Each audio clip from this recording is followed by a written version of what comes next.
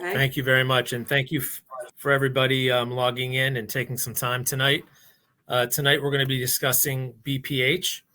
As I go through the talk tonight, feel free to type in some questions that you have. I'll try to answer them as we go on. And at the end, there'll be some time at the end of the talk to also ask some questions. So let's get started. What is BPH? BPH is basically referring to the prostate as it gets enlarged, benign prostatic hyperplasia. This is a non-cancerous entity in men. It's very treatable. It's very common.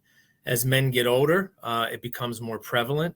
Men develop BPH because of multiple factors.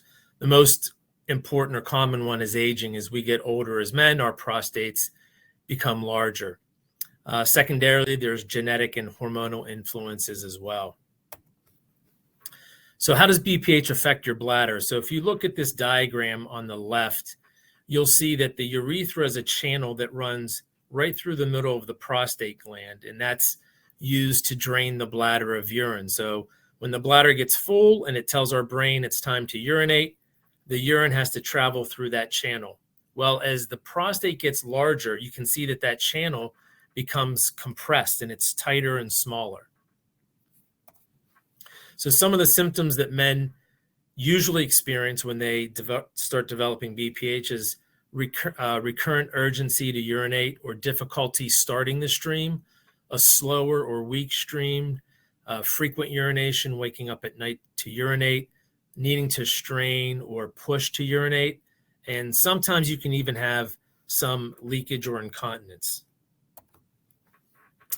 So if BPH is left untreated for a long enough period of time, some men will develop complications. So urinary tract infections can occur because if the bladder isn't emptying, the urine will stay stagnant and can sometimes become infected. Bladder stones can develop the same way from stagnant urine. If urine backs up into the bladder and then up into the kidneys, men can develop kidney failure, incontinence, or the inability to urinate requiring a catheter. Now, BPH does not increase the risk of developing cancer. It's a completely different entity than cancer. How's BPH diagnosed? Well, initial screening, a digital rectal exam will be performed in the office, and through that, the urologist can determine how large your prostate is. A second test can be a bladder scan where we perform an ultrasound of the bladder to determine how much urine a man leaves behind after they're done urinating. There is a questionnaire called the IPSS, which is a symptom score that gives us a numeric quantitation of how bothered or how problematic your symptoms are. PSA blood testing. Now, this is a blood test that we use to screen men for prostate cancer.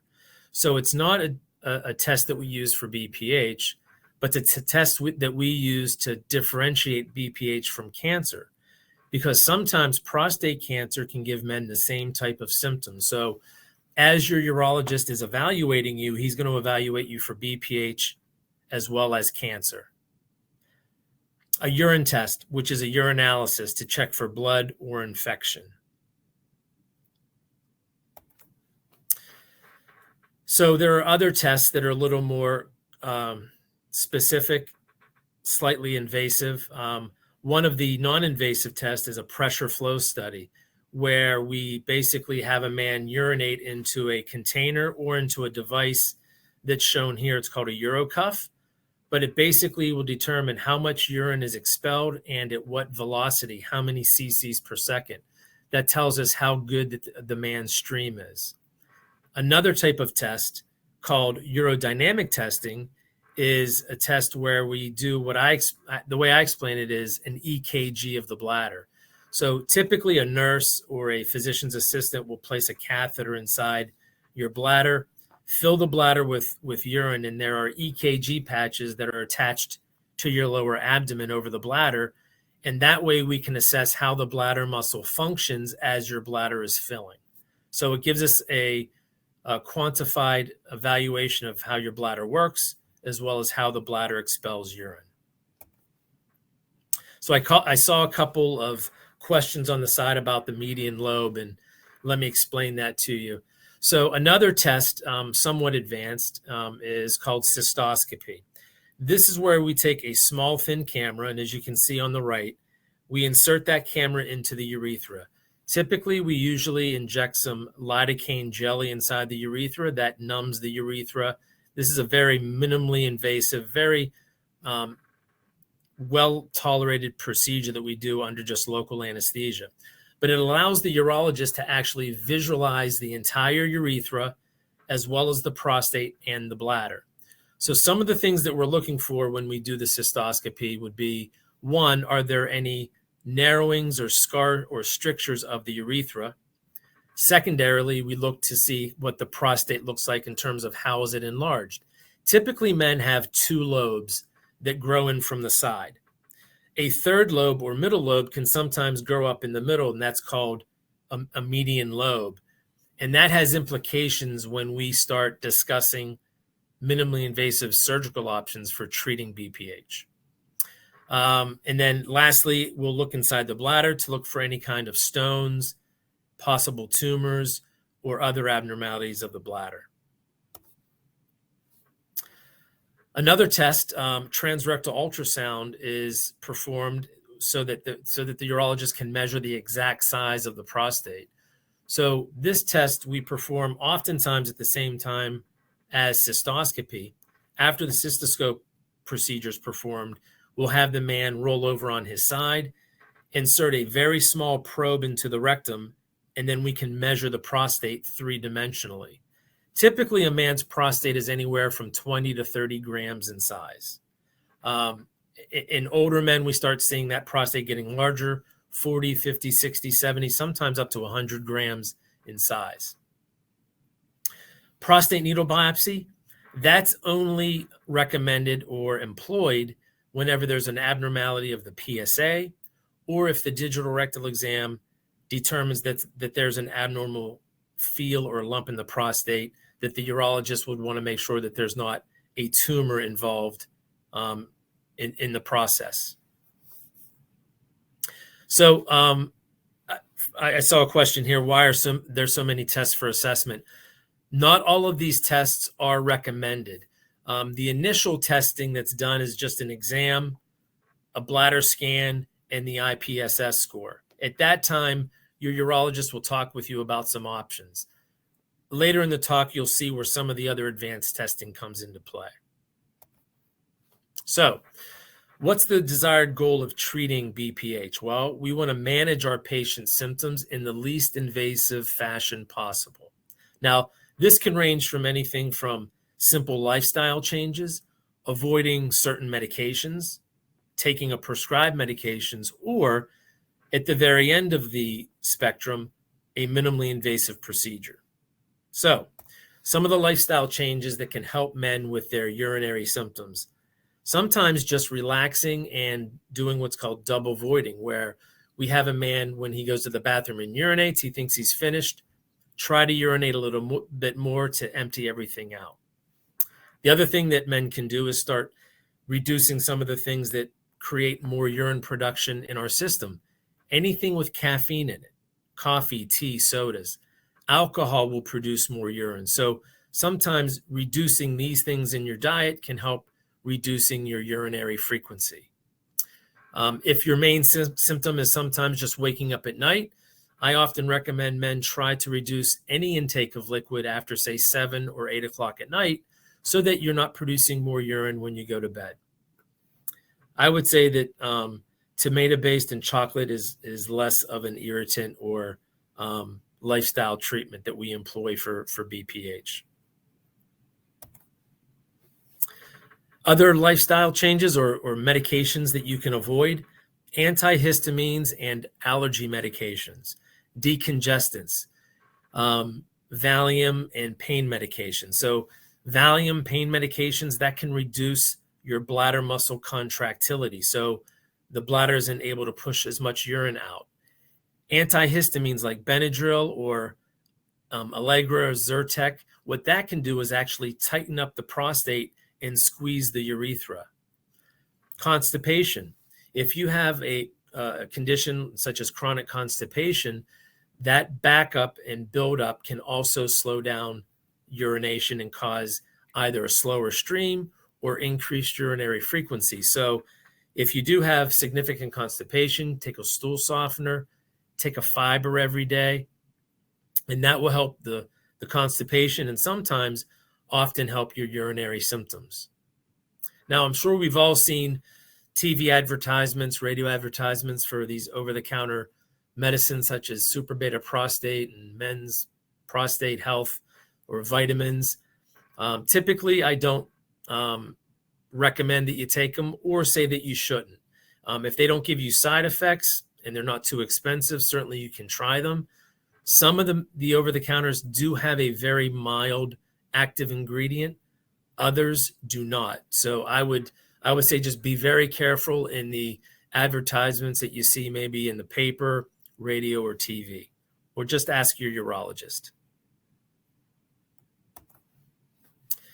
Medications. So this is a second-line treatment that we talk about often for men. There's two different classes of medication. One is an alpha blocker.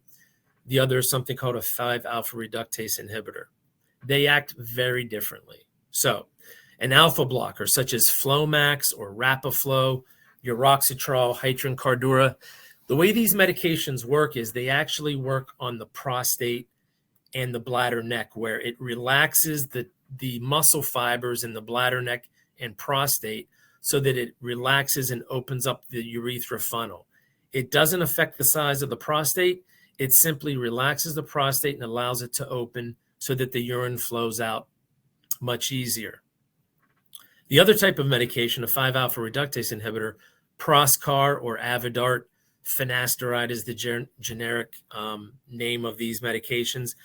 These types of medications actually reduce the size of the prostate. Now, it takes a long time for them to be on the medication for it to start shrinking your prostate. So it can take several months before your prostate starts to shrink.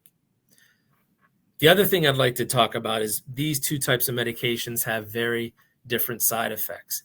The alpha blockers will cause something which is called retrograde ejaculation. So when a man has sex, has an orgasm, the ejaculate sometimes doesn't shoot out through the penis, but it'll go backwards into the bladder.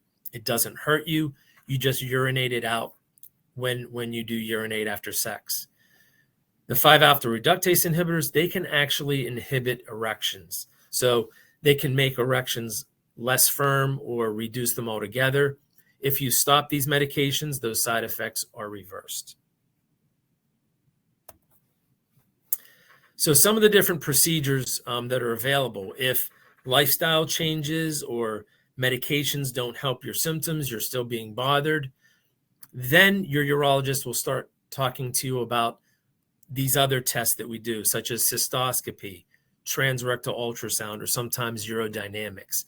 We do these tests in order to evaluate the size of your prostate, whether or not you have a middle lobe, because that dictates what I recommend in terms of the best treatment option for my patient. We will check your insurance before any procedure or testing is scheduled to make sure that it's covered before you have that done. So let's start talking about some of the treatments. One of the least invasive treatment options that are available to the patient now is something called UroLift. This has been around for about 10 years. I've been doing these for up to 7 years now. And if you look at that diagram on the screen there, you can see where there's two lobes, okay? And the way that this procedure works is we use a cystoscope to implant those small little tabs. And if you think of curtains, it's a very good analogy. It's like pulling the curtains apart to open up that channel so that you can urinate better. I do this procedure under local anesthesia and maybe some Valium, or under sedation where you're in twilight sleep. It's an outpatient procedure. It takes about 20 minutes. Half of the time I'll leave a catheter. Half of the time there'll be no catheter after the procedure. It's very well tolerated. Some of the side effects that occur or can occur: irritative urinary symptoms, Frequency, urgency, dysuria happens for maybe 1 to 2 weeks. Half of the guys get that, half of the guys don't. A little bit of blood in the urine, maybe for up to a week. There's no erection dysfunction after the procedure. There's no ejaculation dysfunction. Recovery, 1 or 2 days of just light activity, no heavy lifting, and you're back to full activity in a couple of days. With this procedure, there's no tissue removed. If you have this procedure done, it doesn't burn the bridge if you would need a more invasive procedure down the road. Resume. This is another in-office minimally invasive procedure, but this uses water vapor therapy. And the way that it works is sterile water is released throughout the prostate, and it shrinks the prostate over time.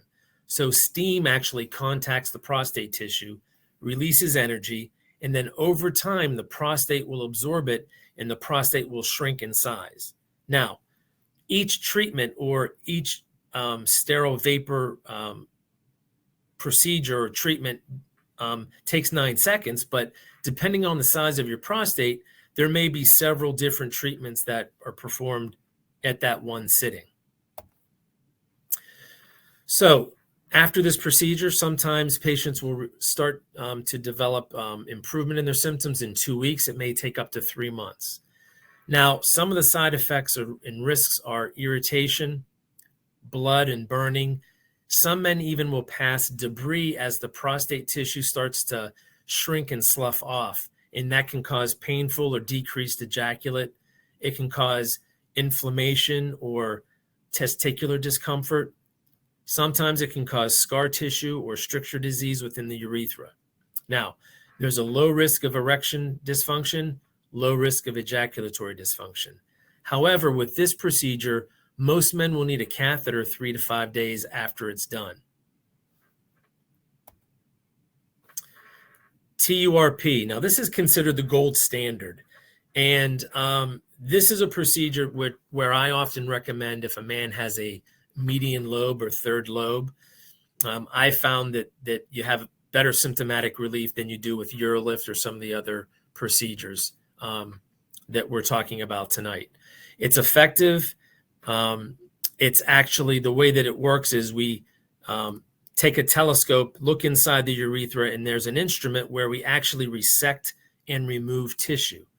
Now, this procedure requires anesthesia where you're asleep, either with a breathing tube or spinal anesthesia. Half of the time, the procedure can be done as an outpatient, go home the same day. The other half, I'll keep a patient overnight with a catheter inside, remove the catheter the next morning, and the patient goes home that next early morning without the catheter. The benefit of this procedure is it's the longest standing procedure. It has the longest track record with proven benefits. The downside is that there is retrograde ejaculation that occurs after the procedure is performed, and that's usually permanent, but there's really low to no risk of erection dysfunction. After the procedure, we recommend minimal activity, like no heavy lifting or running or lifting of weights for 2 weeks. You'll experience blood in the urine off and on for a couple of weeks, maybe some mild burning and stinging for a week. The other benefit of this procedure is that all of the tissue that's removed is sent to pathology, and then that can be examined to make sure that there's no cancer inside the prostate tissue that's been removed. So the TURP procedure can be performed with or without lasers. With lasers, there is some limitation in that you can't remove as much tissue.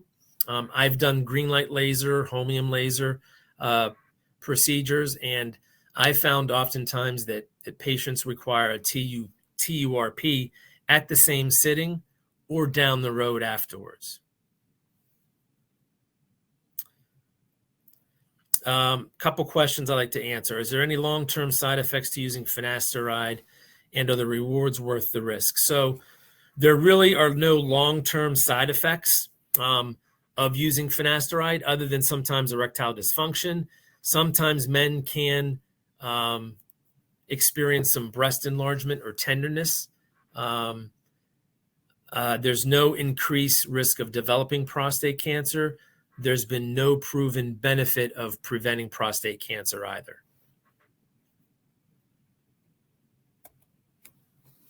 Aquablation. So this is a powerful heat-free water jet type of procedure that removes prostate tissue.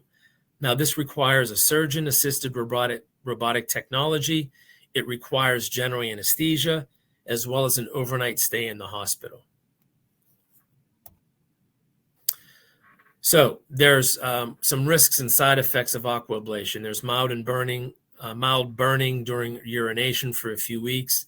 Also, there's blood with urination. There's a slight risk of damaging the bladder or surrounding structure. However, it's quite low. There's no impact on erectile or orgasmic function. 99% of men do not experience incontinence, just like the TURP. Typically, a catheter, though, is needed for 5, sometimes up to a week postoperatively. And the treatment is prostate size dependent. The extent of the ablation is tightly regulated by using the robotic assistant. So this procedure is very similar to a TURP. It just uses a different type of technology. So instead of using electrocautery in a loop, it's using water under pressure.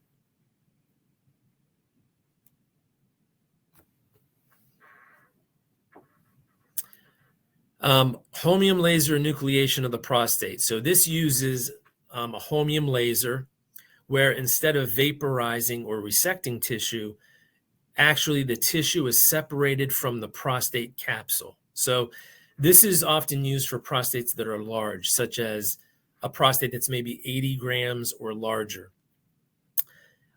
These procedures are performed under general anesthesia. They can be performed as an outpatient. Most of the time they're done with an admission overnight, and a catheter is also required after this procedure is performed for at least a night. So in thinking of this procedure, looking at the diagram, if you think of an orange, it's like separating the fruit from the skin of the orange, okay? So with this, some side effects, again, ejaculatory dysfunction is common. Again, blood, you can experience blood in the urine for 1, sometimes up to 4 weeks, some burning, some irritation with urination for a couple of weeks. Erectile dysfunction is very low risk. Again, 2 to 4 weeks of recovery where you're not doing strenuous physical activity. Again, prostate tissue that's removed with this procedure can also be sent to pathology and checked for prostate cancer. Robotic simple prostatectomy. So again, this procedure is usually reserved for men whose prostates are quite large, 100 grams or larger. It's a good option because it's a one treatment will remove all of the prostate tissue. This procedure is now done with robotics, and it, not to confuse it with robotic surgery for prostate cancer. This is very different. It's very similar to the holmium laser enucleation, where the capsule is opened and the prostate tissue is cored out and removed, and then the capsule is reapproximated and sewn back together. It's just done using robotics and not holmium lasers or high pressure water. Does require an overnight stay. Catheter usually stays in for about a week, general anesthesia, and then after a week, the catheter is removed in the office. Again, with this procedure, all of the tissue that's removed is sent to the pathologist and checked for prostate cancer. Some of the side effects, there may be some retrograde ejaculation. Again, like all the other procedures, you can see blood off and on in your urine for a couple of weeks. A little bit of dysuria and discomfort with urination after the catheter is removed. There's a low risk of erectile dysfunction, slightly higher recovery. Instead of a week, it may take a couple of weeks. And again, prostate tissue can be checked for prostate cancer. I'm seeing all of your questions. They're all over the board. I'm going to try to answer some of them at the end of the talk, starting now. So I'm just going to go down some of the questions that I'm seeing here. Regarding dietary changes, should all tea be reduced or eliminated? I would tell you green tea and herbal teas are usually okay. They don't have caffeine in them, so they're going to be a lot less irritating.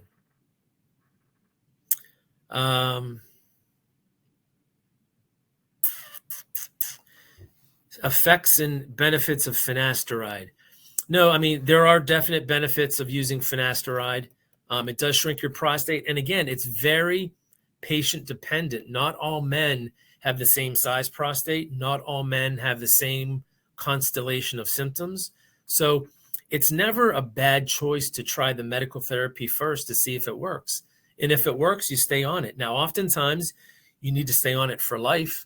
There are times where men start to develop refractory symptoms where maybe for 3 to 5 years, the Flomax, the Proscar helps, and then it's no longer useful. And then you go on to maybe a minimally invasive therapy. But in some men, you get long-term good results. In other men, you do not.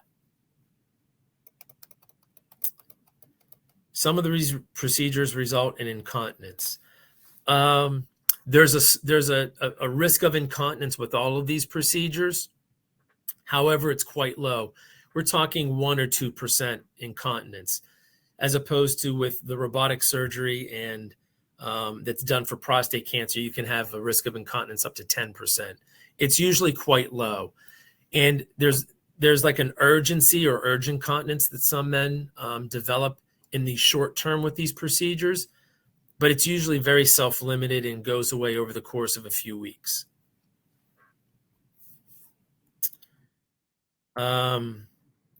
Testosterone treatment help BPH? Absolutely not. Actually, testosterone will cause the prostate to grow. And that's the biggest reason why, as men get older, our prostate gets bigger, because it's been exposed to testosterone. So the more testosterone in the system, the larger the prostate will get. Now, some men have a genetic predisposition to developing a very large prostate where other men don't.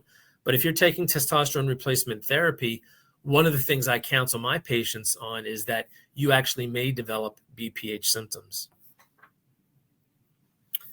Saw palmetto and recommendation for vitamins. So yes, saw palmetto does have medically proven benefit. It acts very similar to tamsulosin.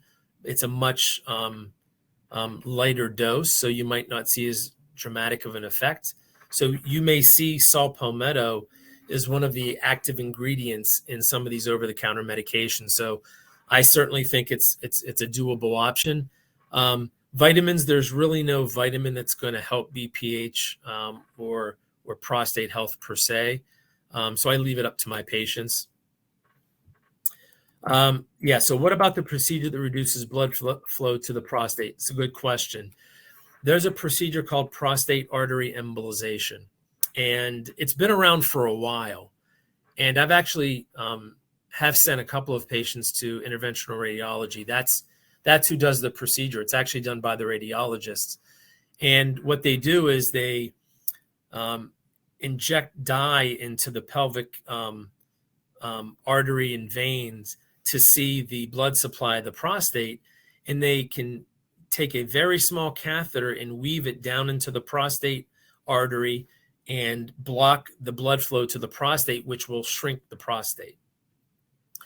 There are some prostate artery embolization clinics opening in the area. Typically, this is reserved for men with very large prostates. We're talking 80 grams or larger. So you can see this is why your urologist may recommend cystoscopy and transrectal ultrasound to get an accurate measurement of your prostate to see which procedures would be the best for you. So if you're having symptoms and your prostate's only, say, 40, 50, 60 grams, I wouldn't recommend an embolization or a simple prostatectomy or aquablation. Those are more invasive than, say, a urolift or Resume, something like that. So that's the benefit of doing these invasive testings. But prostate artery embolization definitely is a procedure that I think we're going to be seeing more and more of in the future. Can chronic prostatitis cause BPH or vice versa? So chronic prostatitis does not cause BPH, but BPH can sometimes cause chronic prostatitis. It's an inflammation of the prostate. So oftentimes these symptoms mimic BPH. Prostatitis can have an infection component to it, whereas BPH does not. So typically we will differentiate prostatitis from BPH by checking a urine culture, or sometimes treating you with a short course of antibiotic to see if that alleviates the symptoms and then provides long-lasting symptomatic control. So that's the answer to that particular question. Can you comment on the single port procedure? I assume you're talking about robotic simple prostatectomy. Yeah, so that's basically using one port versus 3 ports. It technically is not a different procedure in terms of the simple prostatectomy that's done robotically. It just are less ports, less discomfort, less recovery.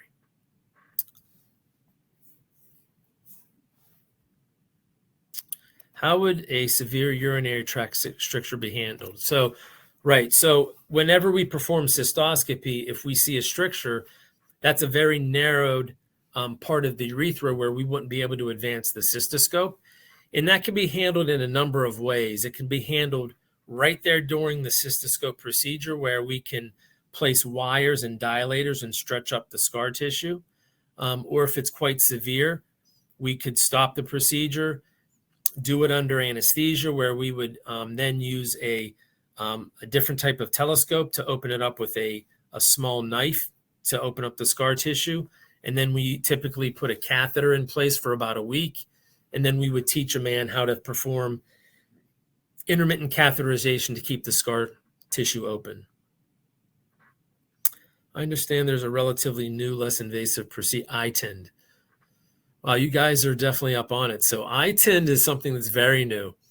It was developed by the Olympus company, and it's something that's deployed through a cystoscope. If you remember that diagram that I was talking about earlier, we take the cystoscope, put it into the urethra, and there's a type of not a stitch, but it's a 3-pronged kind of basket that's deployed inside the prostate, and it's left in place, and there's a string that's left that comes out of the urethra. And then over time, those 3 prongs exert pressure on the prostate and cause the prostate to shrink in size. And then the string actually, there's an instrument that you come back and we remove the iTind. I haven't done that procedure. It's very, very new. There aren't long-term studies that are done to see if it's long-lasting, but that's something that, may be becoming more and more common. Risk of long-term dutasteride. Basically, reducing prostatic testosterone can, reduce sex drive. It can reduce erections. It can cause breast enlargement. Other than that, there aren't really many long-term side effects. Is TURP the only viable option with an enlarged middle gland? Absolutely not. Urolift can be used to treat a middle lobe. Resume, aquablation, they can all be used. It's just a matter of how well those treatments work long-term for a middle lobe. And not all middle lobes are the same. I've treated small middle lobes with a Urolift. I've treated larger middle lobes with a TURP. So again, that's something that's really dependent upon the anatomy. Again, that's why it's very important to do the cystoscopy and the transrectal ultrasound. I think TURP is a better long-term single procedure treatment option for larger middle lobes. This is a question about prostate cancer. Using a prostate cancer shrinking drug on active surveillance, should I prescribe it? So I really couldn't answer your particular question unless I knew a lot more information about your prostate cancer. I'd recommend that you speak with your personal urologist about that. So Flomax, can it induce syncope? So Flomax sometimes can cause lightheadedness or dizziness. So the way Flomax works, it relaxes smooth muscle in the prostate. Now, there's also smooth muscle in our blood vessels. So it can dilate blood vessels, and sometimes that can lead to lightheadedness or dizziness. In my 25 years, I've seen that a handful of times. It's rare, but it's possible. Typically, I recommend men take Flomax before bedtime or after dinner. But if any patient does experience any kind of lightheadedness or dizziness, stop the Flomax, and there are other alternatives. Is increased PSA a symptom of BPH? An increased PSA is not a symptom. It's a blood test. But oftentimes men with BPH will have a high PSA because their prostate's enlarged and their prostate is making more PSA. So PSA is is a protein called prostate-specific antigen, and that's produced by our prostate gland. So the larger the prostate gland, the more PSA will be produced, and there'll be a higher level in the bloodstream. But it's not a symptom of BPH. It can be a sign that you have BPH. Should a 80-year-old man get a urolift? Well, I would say if that 80-year-old man is having symptoms from an enlarged prostate, and your prostate is not overly enlarged, you've tried medications, they haven't worked, and you're willing to do the procedure, then I think it would be something that's worthwhile and indicated. If you don't have a urologist, go and see your urologist. If you have a urologist, I would definitely ask them what they think, because every 80-year-old man is not the same. Everybody has different medical conditions, and everyone has different tolerance for symptoms. Should bladder stones be removed before procedures for BPH and large median lobe? Well, that depends upon the procedure that you're having done. Typically, when I have a patient that has bladder stones and an enlarged prostate, with or without a median lobe, I would recommend a TURP and laser lithotripsy of the bladder stones at the same time. That's typically what I do. It kind of doesn't make sense to do a procedure for the stones and then turn around and do another procedure for the prostate. But again, every prostate's different. Every man is different. So it sometimes depends upon how big the stones are, how many stones are there, how big is the prostate. What happens with semen retention? Not quite sure what you mean. If you're referring to retrograde ejaculation, basically what happens is the semen that's expelled inside the urethra that doesn't antegrade go out of the penis but goes backwards into the bladder.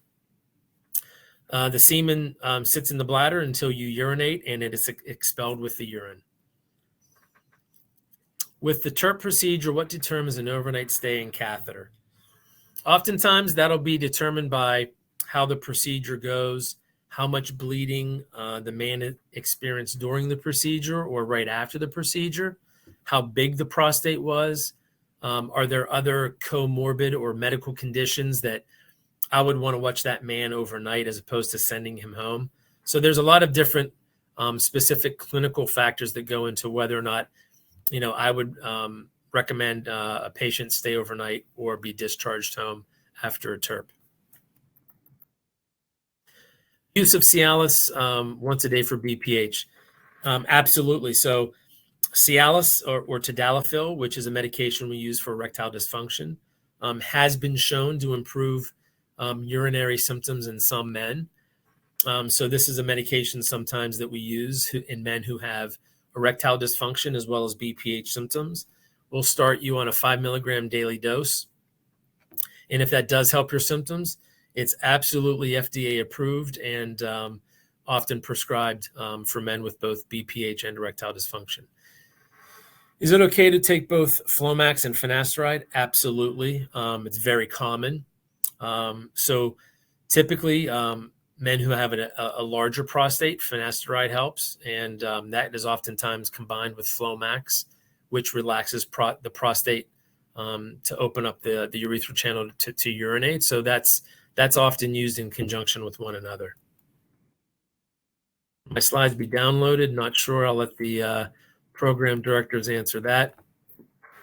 Is UroLift the least invasive procedure and would be normally suggested as the first surgery option? It's definitely one of the most least invasive therapies that we spoke about tonight.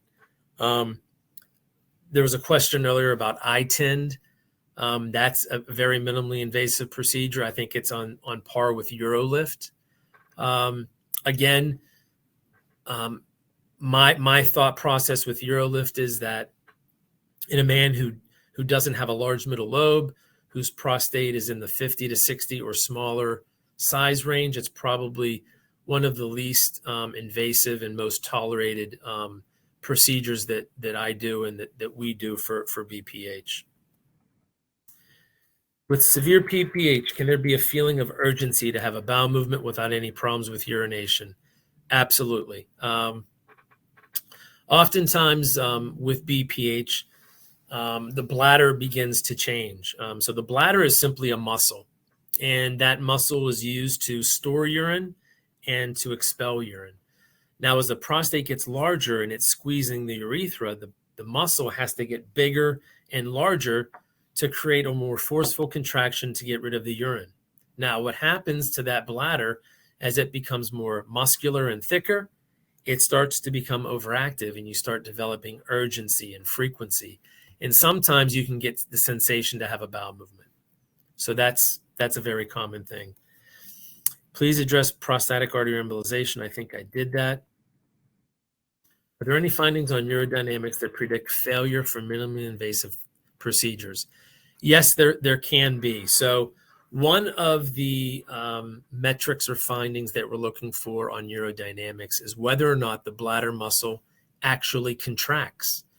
There are some men who have had symptoms for so long that they can't urinate.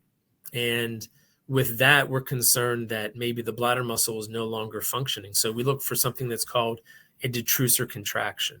Now, the interesting thing about that is that if you don't see a detrusor contraction on urodynamics, 30% of the time, a man will still be able to urinate after procedure. So it's not 100% that if you don't find the detrusor contraction that you won't be able to urinate. It's just another piece of information that we use. Can BPH cause a rise in PSA level? Absolutely, 100%. But if there is a rise, so any PSA level that's over 4.0, we consider abnormally high. Additionally, we consider any PSA level that jumps by, say, 3/4 of a point or a point in a year's time, we consider that high. But BPH can cause those types of elevations in your PSA. And unfortunately, the best test to differentiate between a cancer versus just an enlarged prostate is a biopsy. Sometimes, though, we're now doing MRI tests of the prostate to differentiate the two. But the short answer to the question is yes, BPH can cause a rise in the PSA. What type of doctor would do most of these procedures, if not my urologist? Hopefully no other doctor are doing these procedures other than a urologist who's trained to do them. How many years can UroLift and Resume last? Good question. UroLift, there have been long-term studies that have shown that symptomatic relief is just as good at 7 and 8 years as it is at year 1. Resume hasn't been around quite that long, but there are some shorter studies that have shown that Resume is long-lasting for several years. Prostate is 3-dimensional. How does the UroLift treat all the angles? It works in the X and Y axis only. The anterior lobe usually is not a problem, and just opening that channel is really all that's needed. Which of the listed surgeries would you recommend for a patient under 45 for long-term treatment with the least sexual side effects? Under the age of 45, having significant BPH symptoms is rare. I would definitely do a cystoscopy and a transrectal ultrasound before I would recommend any procedure for a man that young. And then my recommendations would be based on those findings. Does TURP cause permanent retrograde ejaculation? Absolutely. If the TURP is done correctly, you will have long-term retrograde ejaculation. So is erectile dysfunction due to BPH? No, they're completely different entities. So BPH does not cause erectile dysfunction. The name of the drug for BPH and ED is Cialis. The generic name is tadalafil. And that's 5 milligrams once daily. Are there any negative effects of UroLift? I would say in the short term, there are some negative irritative urinary symptoms, bleeding, dysuria, some frequency, urgency. The other thing that you need to be aware of with UroLift, sometimes that can preclude an MRI because of the titanium tabs. Not 100%. Most of the newer MRI machines, you can have an MRI done after a UroLift. You just have to make them aware that you've had a UroLift procedure performed. Edema after procedure for BPH and urinary retention, how treated? So it depends on how severe the edema is. If it causes urinary retention, we typically treat that with a catheter. If it's mild, we'll treat that with Flomax, tamsulosin, or finasteride short term. My urologist suggested I try this project, Theralogics. I'm not sure which product you're referring to. I also use Theralogic products. There's some good supplements. There's one supplement that has saw palmetto in it. So it's a naturally occurring type of supplement that for my patients who don't want to take a prescription strength, I'll recommend. So I would just say speak to your urologist about that. Is doxazosin effective? Doxazosin is just like tamsulosin Flomax. It just has a little bit more possibility of dizziness and lightheadedness, but it's just as effective. How fast can prostate cancer spread from stage 1 to 4? That's a question that can't be answered without clinical information. How long is a TURP good for? I typically tell my patients after a good TURP, 10 years, if not up to 15 years of symptomatic relief. Occasionally, some men will have a small regrowth adenoma where part of their prostate will grow back quicker than 10 years. If that happens, it can be treated with a UroLift. It can be treated with a mini TURP, but typically 10 up to 15 years. Can MRI be used to diagnose BPH? So yeah, I mean, an MRI is a very good test to check for internal and anatomic abnormalities. It's also a very good test that will measure a prostate and secondarily tell us if a man has BPH. But usually symptoms will tell us if they have BPH. We don't use MRI to diagnose BPH. Does the TURP procedure ever have to be done again? I think I just mentioned sometimes it does. I've had a few patients where, it's 7 years, 8 years, they've had to have another little mini TURP done, but typically it's a one and done procedure. Longevities of TURP and holmium laser. So holmium laser, HOLEP procedures, they're very long lasting as well, in the same range, up to 7, 10 years, just like TURP. You take Cialis if you carry nitroglycerin. I would recommend that you ask your cardiologist that. Does exercise help BPH? I'd like to say yes, but not really. Exercise is good for your overall health, but it's not going to shrink your prostate. Stuffy nose, yes, is a side effect sometimes of tamsulosin. Can you take Cialis with nitroglycerin? Absolutely not. Don't do that.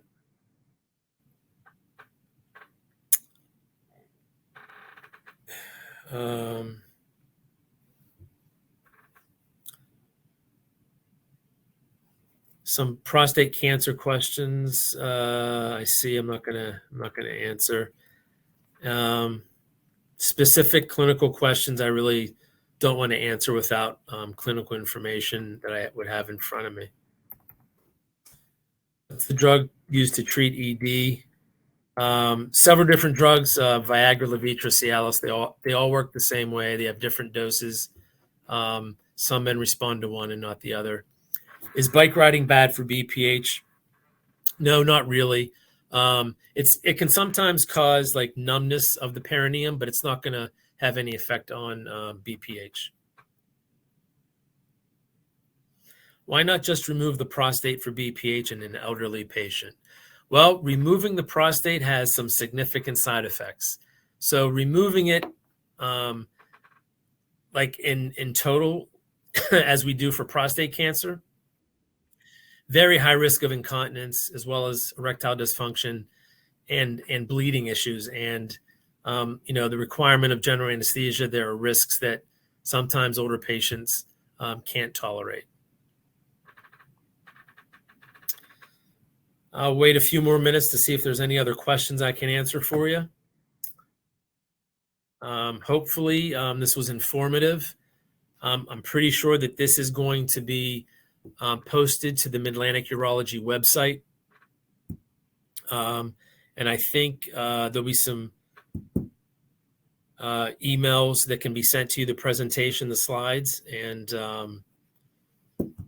definitely ask your urologist or make an appointment with a urologist to speak to them about any specific questions you may have. Terazosin, same as finasteride? No, they're very different. Terazosin is generic name is Hytrin. That's just like Flomax. It works by relaxing the prostate. Finasteride works by actually shrinking the prostate in size. Saw palmetto and tamsulosin can be taken together. Sudden leakage is sometimes caused by BPH. That's urgent incontinence, and that's where the bladder muscle has become overactive from long-term BPH. Can BPH be reversed through supplements and or dietary changes? I never say never or always, but I would say that's pretty unlikely that diet is going to change BPH in terms of the enlargement. Now, dietary changes can help your symptoms. So reducing caffeine, alcohol, sugary drinks, that can help reduce urinary frequency. Sildenafil is not similar to Cialis in terms of daily use.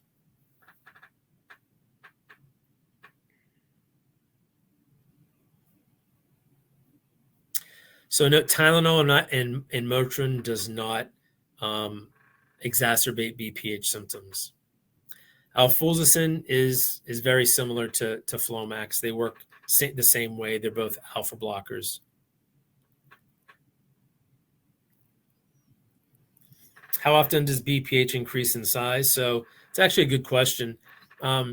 Men's prostates kind of go through growth spurts. Typically, the 50 to 60 age range, there'll be a slight growth spurt. And then in the mid 60 to mid 70 range, there'll be another kind of growth spurt, but it's highly individualized. Some men have very large prostates at a young age, and some men don't develop them until later in life, but the prostate will grow continuously as we get older.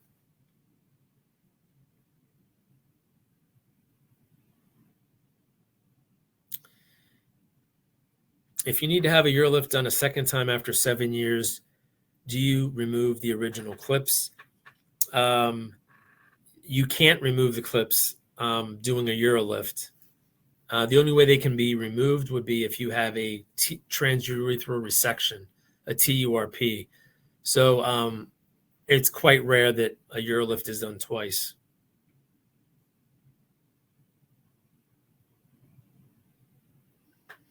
Saw palmetto and the use of Eliquis. I would defer to the cardiologist. I haven't heard anything about the interaction of those two, especially since saw Palmetto as an over-the-counter preparation.